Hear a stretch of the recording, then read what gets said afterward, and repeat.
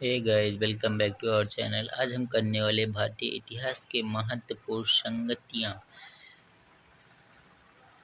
जो टॉप 1000 प्रश्नों का संग्रह है। ये माननीय उत्कर्ष क्लासेस का पीडीएफ है। मैं आप सभी लोग का इसका पूरा सोल्यूशन कराने वाला हूँ। पहला प्रश्न है, बौद्ध संगति के आयोजन स्थलों का सही कालानुक्रम क्या है? आइए पहले हम लोग व्याख्या देख लेते हैं सही से। जैसे बौद्ध संगति 4 आयोजित की गई थी। इसमें से प्रथम बौद्ध संगति कब स्टार्ट हुआ था? 483 ईसा पूर्व। स्थान राजगृह। इसके अध्यक्ष थे महाकश्यप। शासक था अजात शत्रु। द्वितीय बौद्ध संगठन का आयोजन 383 ईसा पूर्व। स्थान वैशाली। अध्यक्ष था साबक मीर। स्थान कालाशोक। तृतीय बौद्ध संगठन का आयोजन 251 ईसा पूर्व। स्थान पाटलिपुत्र। अध्यक्ष थे मेघलीपुत्र तीस्त और शासक था अशोक। चौथे बौद्ध संगठन का आयोजन ईसा की प्रथम शताब्दी में हुआ था। यहाँ का स्थान क्या था? कुंडलवन। और अध्यक्ष थे वसुमित्र एवं उपाध्यक्ष थे अश्वघोष। इसके शासक कौन थे? इसके शासक थे कनिष्क। तो इस वक्त कालानुक्रम में ये स्थान पूछा था कि कालानुक्रम क्या होता है। तो पहला राजगृह, दूसरा वैशाली, तीसरा पाटलिपुत्र, चौथा कुंडलवन। इसका आंसर होगा ऑप्शन नंबर डी। ऐसा आंसर नंबर डी होगा, राजगृह, वैशाली, पाटलिपुत्र, कुंडलवन। नेक्स्ट क्वेश्चन पर आते हैं। दूसरा क्वेश्चन है, निम्नलिखित में से अशोक के द्विभाषी अभिलेख कौन से थे? इसका आंसर होगा ऑप्शन नंबर डी, सर एकुना, जो कांधार कला के थे। अशोक के द्वितीय अभिलेख थे। नेक्स्ट क्वेश्चन है, दिल्ली सल्तनत में लाख वक्स किस शासक को कहा जाता था? आप लोग तो जानते ही होंगे, लाख वक्स के नाम से किसे जाना जाता था। तो इसका आंसर होगा कुतुबुद्दीन ऐबक को लक्स वक्स के नाम से जाना जाता था। आइए इसका व्याख्या देख लेते हैं। दिल्ली सल्तनत में गुलाम वंश का शासक कुतुबुद्दीन ऐबक को लाखों में दान दिया करता था, इसीलिए उसे लाक्स वक्स के नाम से जाना जाता था। मोहम्मद बिन तुगलक के काल में अफ्रीकी यात्री इब्न बतूता भारत आया। ये भी पूछा जा सकता है कि इब्न बतूता किसके शासनकाल में आया था? तो मोहम्मद बिन तुगलक के शासनकाल में। अलाउद्दीन खिलजी ने बाजार नियंत्रण प्रणाली की शुरुआत की थी तथा सिकंदर लोदी ने आगरा शहर की स्थापना की थी। ये भी पूछा जा सकता है कि आगरा शहर की स्थापना किसने की थी? तो इसका आंसर होगा सिकंदर लोदी ने। सिकंदर लोदी ने ही आगरा शहर की स्थापना की थी तथा अलाउद्दीन खिलजी ने बाजार नियंत्रण प्रणाली भी स्थापित की थी। नेक्स्ट क्वेश्चन है, यदि मैं अपने एक गुलाम को भी पलकी में बैठा दूं तो मेरे आदेश पर मेरे सभी सरदार उसे कंधों पर बैठा कर ले जाएंगे। कथन किस शासक था? इसका किस शासक था? तो इसका आंसर होगा सिकंदर लोदी का। सिकंदर लोदी का इसने क्या कहा था? यदि मैं अपने एक गुलाम को भी पलकी में बैठा दूं तो मेरे आदेश पर मेरे सभी सरदार उसे कंधों पर बैठा कर ले जाएंगे। बहुत सही। आइए व्याख्या देख लेते हैं कुछ। इसका व्याख्या, उपयुक्त कथन दिल्ली सल्तनत के शासक सिकंदर लोदी का था। बलबन ने लौह एवं रक्त नीति की अपनाई थी। ये पूछा जा सकता है, कई बार पूछा भी गया है। लौह रक्त की नीति किसने अपनाई थी? तो आंसर होगा बलबन। और सैद वंश की स्थापना किसने की थी? तो इसका आंसर होगा खिजर खान ने सैद वंश की स्थापना की थी। नेक्स्ट क्वेश्चन है, गांधी जी के आंदोलन के नीचे दिए गए वर्षों को सम्मिलित कीजिए। आइए देखते हैं, इसका इधर होगा आंसर। हाँ, ये है गांधी जी सबसे पहले क्या किए थे। सबसे पहले हमारा हुआ था भारत छोड़ो आंदोलन, जो कि 1918 ईस्वी में हुआ था। सविनय अवज्ञा आंदोलन, जो कि 1917 ईस्वी में हुआ था। खेड़ा सत्याग्रह कब हुआ था? 1930 ईस्वी में हुआ था। और चंपारण सत्याग्रह हुआ था 1942 ईस्वी में। एक बार फिर से रिवीजन करा देते हैं। चंपारण सत्याग्रह की शुरुआत हुई थी 1942 ईस्वी में। खेड़ा सत्याग्रह की स्थापना हुई थी 1930 ईस्वी में। सविनय अवज्ञा आंदोलन की स्थापना हुई थी 1917 ईस्वी में। भारत छोड़ो आंदोलन की स्थापना हुई थी 1918 ईस्वी में। इसका कालानुक्रम क्या होगा? सबसे पहले सविनय अवज्ञा आंदोलन हुआ। उसके बाद क्या हुआ था? सविनय अवज्ञा आंदोलन हुआ। उसके बाद हुआ तो 1917 के बाद 18 आता है और भारत छोड़ो आंदोलन, मतलब पहले सी आता है, इसके बाद हमारा आंसर होगा ऑप्शन नंबर सी। चंपारण सत्याग्रह 1917, खेड़ा सत्याग्रह 1918, सविनय आंदोलन 1930, भारत छोड़ो आंदोलन 1942 में हुई थी। प्रश्न नंबर 6 है, भारत में मुस्लिम राज्य का संस्थापक माना जाता है, किसे माना जाता है?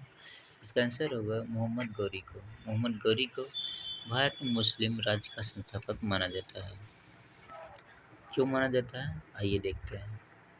भारत में मुस्लिम राज्य का संस्थापक मोहम्मद गौरी को माना जाता है। इसने 1175 से 1206 तक भारत पर कई आक्रमण किए तथा दिल्ली में मुस्लिम शासन की आधारशिला रखी। जहीरुद्दीन बाबर को भारत में मुगल वंश का संस्थापक माना जाता है। नेक्स्ट क्वेश्चन है प्रश्न नंबर 7, क्या है? सैंडो सभ्यता की जनसंख्या मिश्रित प्रजाति की थी, निम्नलिखित में से इसमें शामिल नहीं थी। सैंडो सभ्यता में क्या शामिल नहीं थी? इसका आंसर होगा ऑप्शन नंबर डी, नेग्रिटो शामिल नहीं थी। शामिल कौन सी थी? अल्पाइन, भूमध्यसागरीय, मंगोलाइड, ये सब शामिल थी। ये नेक्स्ट क्वेश्चन पर आते हैं। सैंडो घोड़े की अस्थियां के अवशेष कहाँ से मिले थे? ये भी पूछा गया है, कई क्वेश्चन पूछा गया है। तो घोड़े के अवशेष कहाँ से प्राप्त हुए थे? इसका आंसर होगा सुरकोटदा से। सुरकोटदा से घोड़े के अवशेष प्राप्त हुए थे। आइए व्याख्या देख लेते हैं। सैंडो सभ्यता में घोड़े की अस्थियां सुरकोटदा में मिली हैं। सुरकोटदा की खोज जगपति जोशी ने की थी 1964 ईस्वी में। कोटडीजी के बाड़ में चनहुद्रों से जूझ झंझार संस्कृति लोथल एवं बंदरगाह युक्त शहर था। प्रश्न नंबर, आइए देखते हैं अगला। प्रश्न नंबर 9 है, बुद्ध के जीवन में से संबंधित बौद्ध धर्म के प्रतीकों को सम्मिलित कीजिए। इसका आंसर होगा यहाँ पर देखिए, बुद्ध का जन्म कब हुआ था? इसका आंसर होगा जन्म हुआ था बुद्ध का कहाँ पर हुआ था? वहाँ बोधि वृक्ष के नीचे हुआ था, पीपल वृक्ष के नीचे। एकम वन, अच्छा किससे संबंधित है पूछा है ना, तो इसका आंसर रहेगा ऑप्शन सी है। तो जन्म कहाँ हुआ था? जन्म का क्या प्रतीक है? कमल का प्रतीक है जन्म। तो पहला दो का बीट है गृह त्याग में क्या छोड़ कर गए थे? गृह त्याग घोड़ा का प्रतीक था। इसका आंसर हो गृह त्याग घोड़ा का। और ज्ञान प्राप्ति कहाँ हुई थी? बुद्ध वृक्ष के नीचे, पीपल वृक्ष के नीचे हुई थी। और मृत्यु क्या कहते हैं? मृत्यु का क्या प्रतीक था? स्टूप मृत्यु का प्रतीक था। अब प्रश्न नंबर 10 है, जैन धर्म के ताप एवं अहिंसा पर विशेष बल दिया गया है। जैन धर्म का महत्वपूर्ण ग्रंथ कल्पसूत्र संस्कृत में लिखा गया है। कौन सा सही है हमको बताना है। इसमें से ए और बी दोनों सही हैं। क्यों? जैन धर्म में ताप एवं अहिंसा का विशेष बल दिया गया, ये बात सही है। जैन धर्म का महत्वपूर्ण ग्रंथ एवं कल्पसूत्र संस्कृत में लिखा गया, ये भी बात सही है। पहले संस्कृत में लिखे ही जाते थे, और बात सही है। प्रश्न नंबर 11 है, आइए देखते हैं। प्रश्न नंबर 11 का कह रहा है, गुप्त वंश के किस शासक ने सर्वप्रथम महाराजाधिराज की उपाधि धारण की थी? ये महाराजा धीरा की उपाधि किसने ग्रहण की थी? चंद्रगुप्त प्रथम ने। व्याख्या देखते हैं, आइए। गुप्त शासक चंद्रगुप्त प्रथम ने महाराजा धीराज की उपाधि धारण की तथा श्री गुप्त वंश के पहले संस्थापक थे। समुद्रगुप्त को भारत का नेपोलियन कहा जाता है और चंद्रगुप्त द्वितीय या विक्रमादित्य को परम भागवत की उपाधि धारण की थी। नेक्स्ट क्वेश्चन है, प्रश्न नंबर 12 है, सती प्रथा का सर्वप्रथम कलांकित स्मारक किस स्थान पर मिला है? तो इसका आंसर होगा एरड़ अभिलेख में सती प्रथा का सर्वप्रथम कलांकित स्मारक प्राप्त हुआ है, जो कि भानुगुप्त के एरड़ अभिलेख में 510 ईस्वी के उनके सामंत गोपराज का उल्लेख मिलता है, जो हुए के साथ युद्ध में मारा गया। आइए इधर ये देखते हैं और क्या है।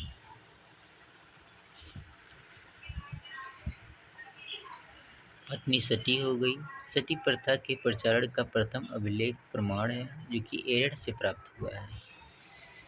और प्रश्न नंबर 13 है, कुतुबुद्दीन ऐबक जो कि इनकी राजगद्दी पर कब बैठे थे 1210 ईस्वी में मृत्यु हो गई 1210 में।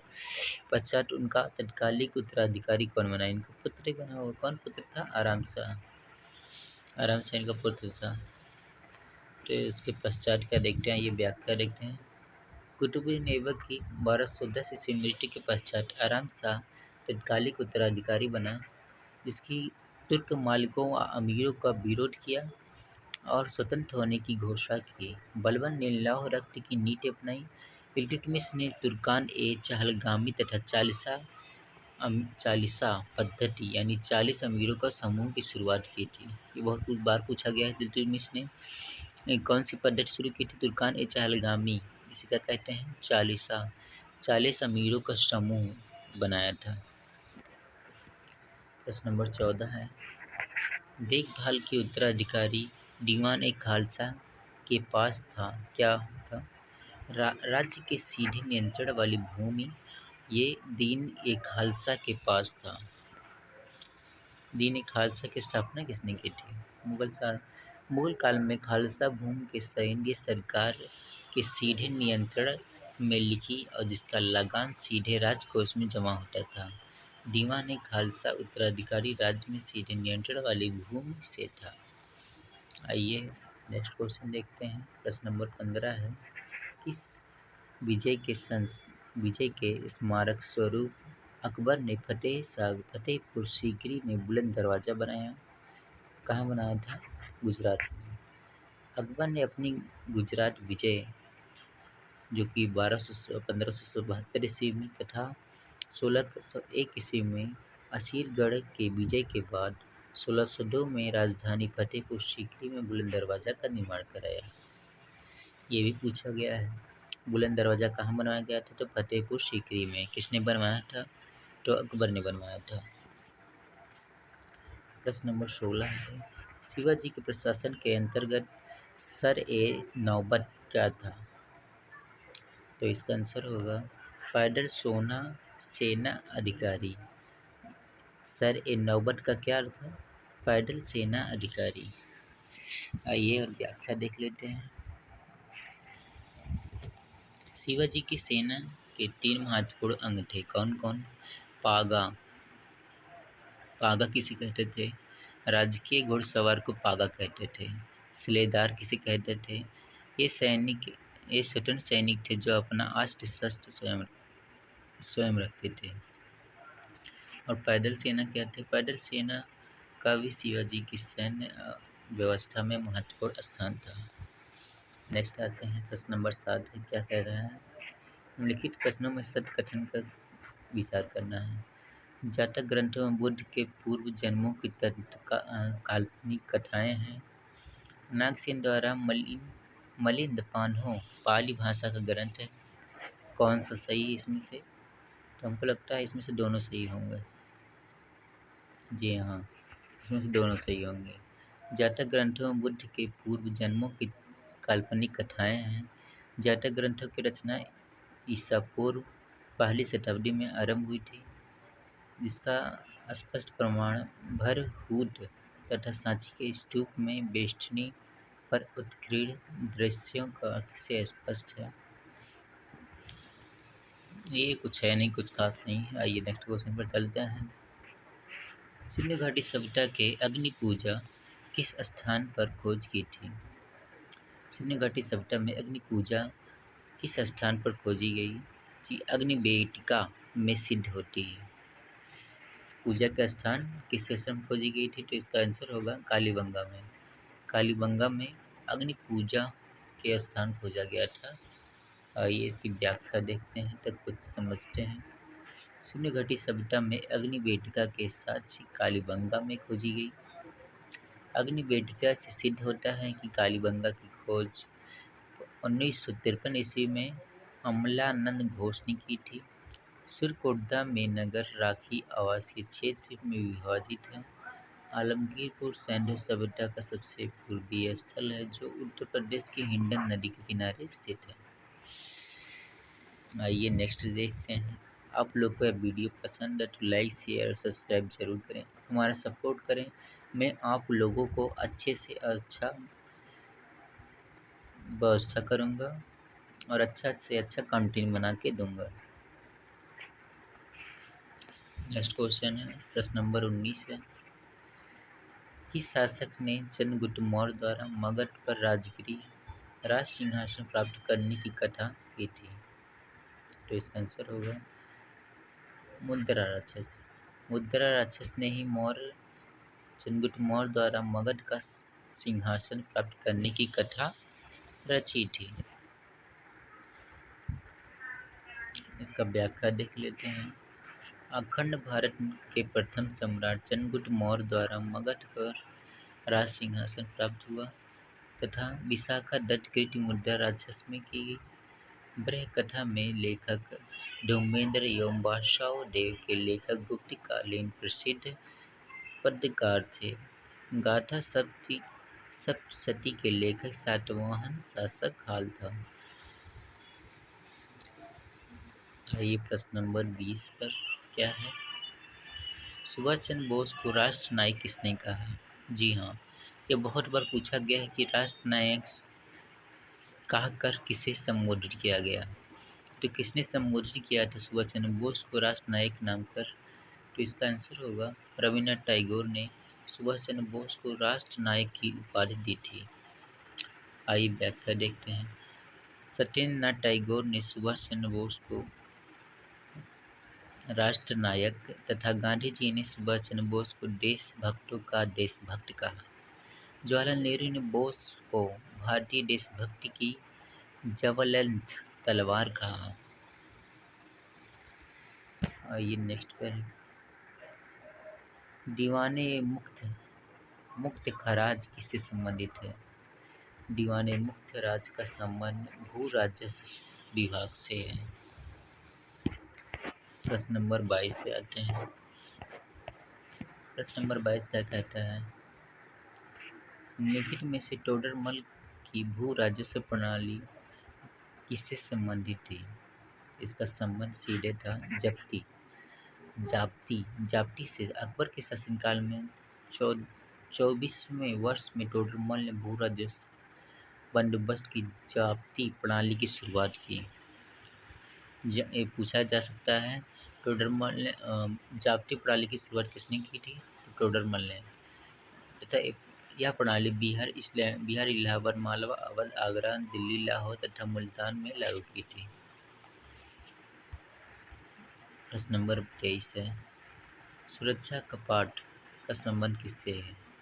सुरक्षा कपाट का संबंध है भारतीय राष्ट्रीय कांग्रेस से। क्यों? आइए देखते हैं। भारतीय राष्ट्रीय कांग्रेस की स्थापना कब और किसने की?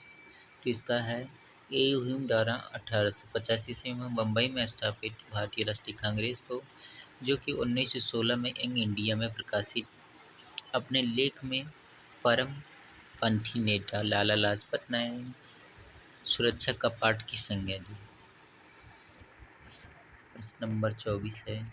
सांप्रदायिक चुनावों की प्रक्रिया कब प्रारंभ हुई? तो इसका आंसर होगा सन 1909 ईस्वी में सांप्रदायिक चुनाव प्रक्रिया का आरंभ हुआ। आइए व्याख्या देखते हैं इसका। जो कि 1909 ईस्वी में अधिनियम में पार्लियामेंट सुधार के तहत मुसलमानों के लिए पृथक प्रतिनिधित्व अथवा सांप्रदायिक निर्वाचन प्रणाली की स्थापना की गई। इन सुधारों में भारत के भावी विभाजन के बीच बो दिए थे। मतलब 1909 ईस्वी में के अधिनियम में भारत के भावी विभाजन के बीच बो दिए थे। भारत का विभाजन होना तय हुआ था भारत के शासन अधिनियम 1909 ईस्वी में। गंगा एवं यमुना नदियों का सर्वप्रथम उल्लेख कहाँ मिलता है? तो इसका उल्लेख मिलता है ऋग्वेद में। ऋग्वेद में ही गंगा तथा यमुना की नदियों का सर्वप्रथम उल्लेख मिलता है। आइए व्याख्या देखते हैं। गंगा या यमुना नदियों का उल्लेख सर्वप्रथम ऋग्वेद में मिलता है, परंतु ऋग्वेद में इसी नदी युग्म का उल्लेख महत्व दोनों कम थे। कालांतर में इन्हीं पद्धति मिली है। प्रश्न नंबर 26 है, जैन मल में संथरा से क्या तात्पर्य था? संथरा से तात्पर्य था उपनिवेश द्वारा प्राण त्यागने का एक अनुष्ठान। प्रश्न नंबर 27 क्या कहता है?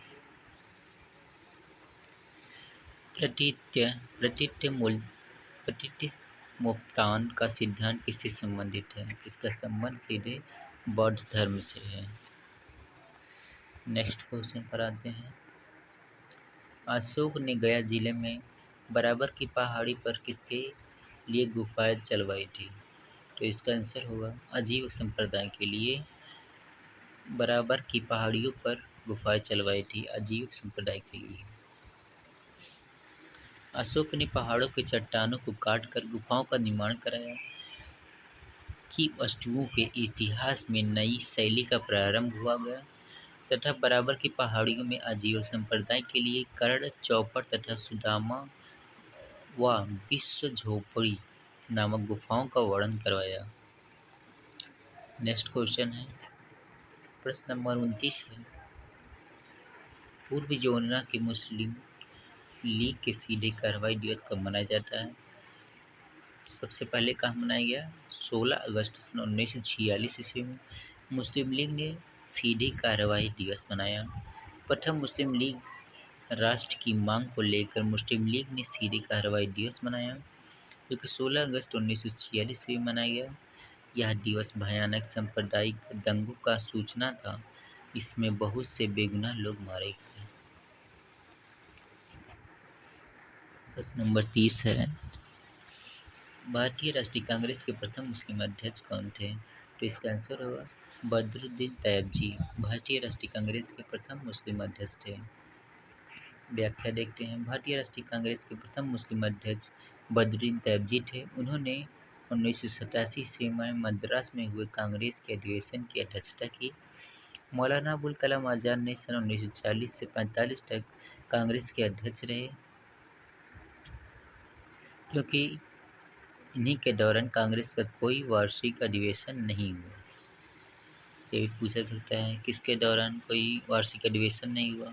तो मौलाना अबुल कलाम आज़ाद के दौरान कोई अधिवेशन ही नहीं हुआ था। शिवाजी के मंत्री परिषद को क्या कहा जाता है? तो शिवाजी के मंत्री परिषद को क्या कहा जाता है? तो इसका आंसर होगा ऑप्शन नंबर बी, अष्टप्रधान। शिवाजी की मंत्री परिषद को अष्टप्रधान कहा जाता है। पेशवा तथा प्रधानमंत्री को राजा का प्रधानमंत्री, आत्मा मजूमदार को वित्त व राजस्व मंत्री,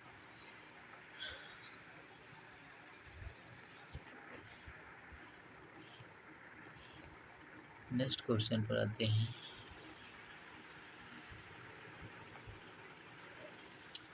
सिंधु सभ्यता का पौराणिक स्थल जो भारत की सीमा के अंतर्गत हड़प्पा संस्कृतियों के बारे में सबसे उत्तरी छोर को चिन्हित करता है, तो वह किस नदी पर स्थित है? तो वह सिंधु सभ्यता पौराणिक स्थल जो कि चेनाब नदी के किनारे स्थित है। आइए व्याख्या देखते हैं थोड़ा सा। हड़प्पा स्थल भारतीय सीमा में सर्वाधिक उत्तरी पूरा स्थल मांडा है, जो जम्मू कश्मीर के चेनाब नदी के किनारे स्थित है। जबकि दक्षिणी छोर दैमाबाद जो कि महाराष्ट्र के अहमदानगर के किनारे स्थित है। यह गोदावरी में सहायक प्रवरा नदी के तट पर स्थित है। हड़प्पा संस्कृति का सबसे पश्चिमी स्थल सुटका है, जो कि पाकिस्तान के बलूचिस्तान में स्थित है। पूर्वी पूरा स्थल उत्तर प्रदेश में आलमगीरपुर में स्थित है। भारतीय सीमा के बाहर हड़प्पा स्थल का सर्वाधिक उत्तरी छोर तथा मुंडी गाक सर्तेगई दोनों अफगानिस्तान में स्थित है। नेक्स्ट क्वेश्चन पर आते हैं। प्रश्न नंबर 33 क्या है? मोहर बिन तुगलक के अंतर्गत दीवान-ए-कोही किस विभाग की देखभाल करता था? दीवान-ए-कोही किस विभाग की देखभाल करता था? तो इसका आंसर होगा कृषि की उन्नति। आइए व्याख्या देखते हैं। मोहम्मद बिन तुगलक का प्रशासन जन कल्याण के लिए सदियों तत्पर रहता था। उन्हें उन्हें उसने राज्य की ओर सीधी आर्थिक सहायता प्रदान कर कृषि योग्य भूमि बढ़ाने के लिए कृषि विभाग का निर्माण करवाया, जिसका नाम था दीवान ए कोही। दीवान ए कोही का स्थापना किसने निर्माण कराया था? तो इसका आंसर होगा मोहम्मद बिन तुगलक ने। प्रश्न नंबर 34 क्या है? गांधी जी द्वारा भारत में चलाया गया प्रथम वास्तविक किसान सत्याग्रह कौन सा था? तो गांधी जी द्वारा चलाया गया वास्तविक प्रथम किसान सत्याग्रह तो था वो खेड़ा सत्याग्रह, जो कि 1918 ईस्वी में गुजरात के कुटबी पाटीदार किसानों में लगान की वसूली का विरोध किया। सरदार वल्लभ भाई पटेल एवं इंदुलाल ज्ञानी ने किसानों के लगान देने का आग्रह किया न देने का आग्रह किया। लगान न देने का पहला नारा मोहनलाल पांड्या ने दिया था। नेक्स्ट क्वेश्चन पर आते हैं। प्रश्न नंबर 35 है, क्या कहता है? फरवरी 1905 ईस्वी में होम रूल इंडियन सोसाइटी की स्थापना किसने की थी? इसका आंसर होगा श्याम जी कृष्ण वर्मा ने फरवरी 1905 ईस्वी में इंडियन होम रूल सोसाइटी की स्थापना की। व्याख्या देखते हैं।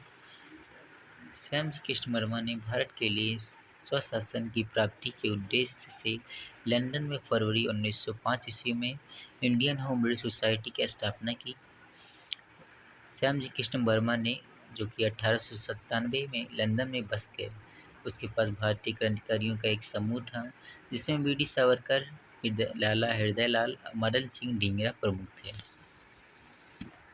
प्रश्न नंबर 36 है, क्या कहता है?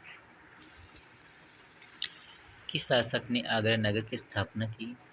तो इसका आंसर होगा सिकंदर लोदी ने। सिकंदर लोदी ने ही आगरा की स्थापना की थी।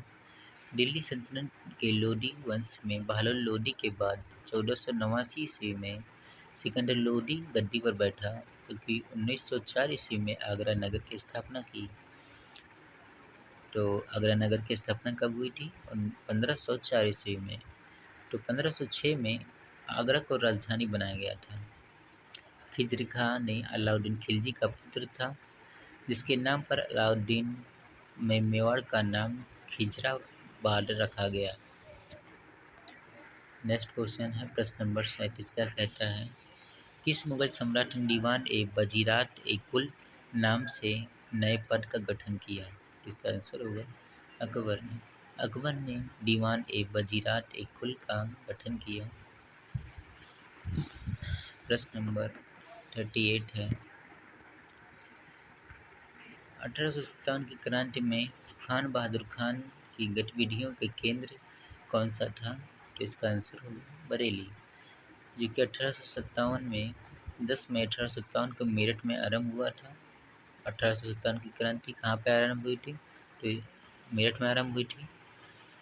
तो कानपुर में का नेतृत्व किसने किया था? तो नाना साहब ने। बरेली खानपुर खान बहादुर खान गतिविधियों का केंद्र था और लखनऊ में बेगम हजरत महल ने विरोध का नेतृत्व किया था, जो कि 1916 ईस्वी में किया था। प्रश्न नंबर 39 है। उत्तर वैदिक काल में समाज में विभाजन का आधार क्या था? तो इसका आंसर होगा उत्तर वैदिक काल में विभाजन का क्या आधार था? तो इसका आंसर होगा वर्ण व्यवस्था। वर्ण व्यवस्था बहुत थी। उत्तर वैदिक काल में विभाजन का प्रमुख आधार था। प्रश्न नंबर 40 क्या है? निम्नलिखित में से किस जैन और बौद्ध धर्म ने किसे स्वीकार नहीं किया? जैन तथा बौद्ध धर्म ने किसे स्वीकार नहीं किया? तो इसका आंसर होगा अवतारवाद को। अवतारवाद को स्वीकार नहीं किया और अहिंसा, व्रत, स्त्रियों का प्रवेश, वर्ण व्यवस्था, ये सब जैन एवं बौद्ध धर्म का स्वीकार किए थे। जैन एवं बौद्ध धर्म दोनों ही वैदिक कर्मकांडों तथा वेदों की औरुपेक्ष्यता का रूप है। उदारवाद का प्रमुख रूप से समर्थन किया। अहिंसा तथा सदाचार पर दोनों में बल दिया। दोनों ही कर्मकांड पुनर्जन्म तथा मोक्ष में विश्वास करते थे। जैन और बौद्ध धर्म कर्म और पुनर्जन्म तथा मोक्ष में विश्वास करते थे। वर्ण व्यवस्था में उन्नति दोनों ही धर्मों ने अपनी स्वीकारोक्ति दी थी। प्रश्न नंबर 41 है, क्या है? अशोक महान ने किसने बौद्ध धर्म की दीक्षा दी? अशोक महान ने को किसने बौद्ध धर्म की दीक्षा दी थी? तो इसका आंसर होगा उपगुप्त ने। उपगुप्त ने अशोक महान को बौद्ध धर्म की शिक्षा दी थी। प्रश्न नंबर 42 है,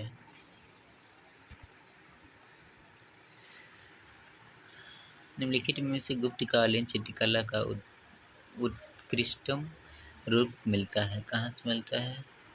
तो इसका आंसर होगा अजंता की गुफाओं से। व्याख्या देखते हैं। गुप्तकालीन चित्रकला के उदाहरण आधुनिक महाराष्ट्र प्रांत के औरंगाबाद जिले में स्थित अजंता तथा मध्य प्रदेश के ग्वालियर में के समीप स्थित बाघ नामक पर्वत की गुफाओं से प्राप्त हुए हैं। इनमें से अजंता की गुफाओं का चित्र समग्र विश्व में प्रसिद्ध है।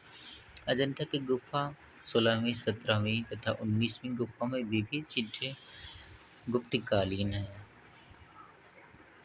प्रश्न नंबर 43 क्या है? निम्नलिखित में से 10 साला पद्धति किसने लागू की थी? तो इसका आंसर होगा ऑप्शन नंबर से अब्दुल रहीम खान है, खाना। प्रश्न नंबर 44 क्या कहता है? किस क्रांतिकारी ने अमेरिका में गदर पार्टी की स्थापना की थी? तो इसका आंसर होगा लाला हरदयाल ने, जो कि 1913 ईस्वी में गदर पार्टी की स्थापना की थी। प्रश्न नंबर 45 है, मुगल काल में मीर बख्शी किस विभाग को देखता था? इसका आंसर होगा सेना को देखता था मीर बख्शी।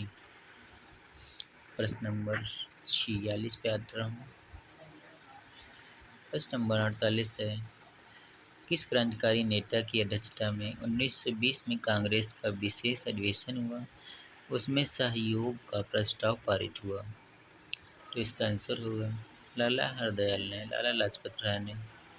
विधि सही है। लाला लाजपत राय की अध्यक्षता में 1920 ईस्वी में कांग्रेस के विशेष अधिवेशन हुआ। असहयोग का प्रस्ताव पारित हुआ। जबकि 1920 में कांग्रेस का वार्षिक सम्मेलन नागपुर में आयोजित हुआ। इसकी अध्यक्षता विजय राघवाचार्य ने की थी। प्रश्न नंबर 49 है, कनिष्क के शासनकाल में सर्वाधिक महत्वपूर्ण घटना कौन सी थी? इसका आंसर होगा चतुर्थ संगति, ये बहुत महत्वपूर्ण आयोजना थी। प्रश्न नंबर 50 है, किस अकबरकालीन स्थापत्य की विशेषता नहीं थी? तो इसका आंसर होगा लहरदार चेहराओं का प्रयोग। आप सभी लोग को यहीं तक करा दूँगा, आगे का प्रश्न मैं कल करा दूँगा। तब तक के लिए धन्यवाद। हमारे वीडियो को सब्सक्राइब कीजिए और शेयर कीजिए। मिलते हैं कल। Okay, thank you.